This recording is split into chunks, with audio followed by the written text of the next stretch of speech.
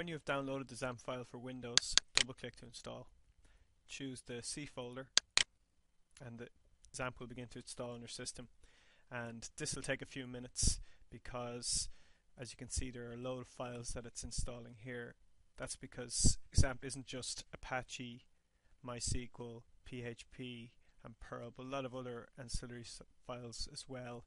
There's a lot of libraries for PHP, such as the pair libraries, and there's a useful tool in there called phpMyAdmin, which is a MySQL and PHP front end. We've just fast forwarded a bit through time to the finish of the previous installation screen, and it's just asking me here, should I add shortcuts to the start menu in desktop, which I'm going to say yes to, and should I locate the Xampp paths correctly? Yes. And that will just do some cleanup of the files to put Xampp where it wants to go and configure it to be used on a USB drive. So the advantage of something like Xampp is that you can use it, stick it on a flash drive and take it with you, and you can in effect have a web server and plug it in and use it on any machine.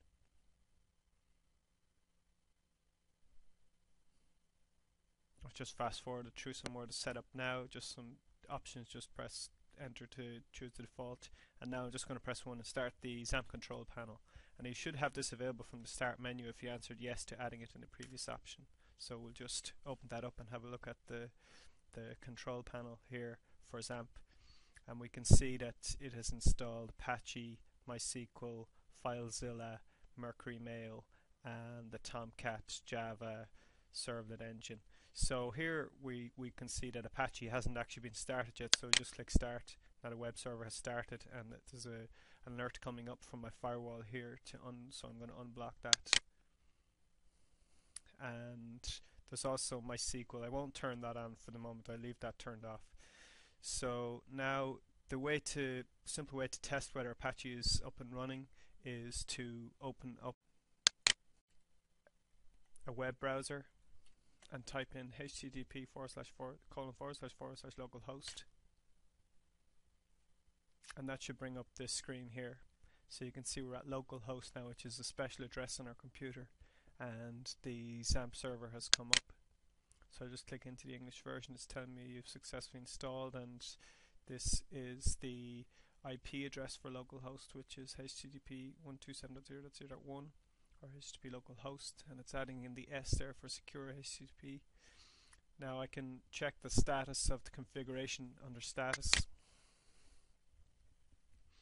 and it just takes a minute to come up. So here it's showing me that PHP is activated, Perl, Apache, HTTPS, secure socket layers, the common gateway interface, server-side includes, and IP version 4. Several other things have been disabled, such as the MySQL database. Now, when you set up Apache, when you set up Xampp, when you set up any web server on your system, it opens ports and it makes your system available to networks. So the first thing you need to do is check the security of your system. And at the very basic level, the first thing you should do is check the security in the Xampp menu here. Now you can see here that we have a couple of messages unsecure under the first two items, and one of those is for that our Xampp pages are accessible through the network by anyone, and phpMyAdmin is freely accessible over the network, and check their security configuration files. But that is the basics of how we get a web server running under Xampp.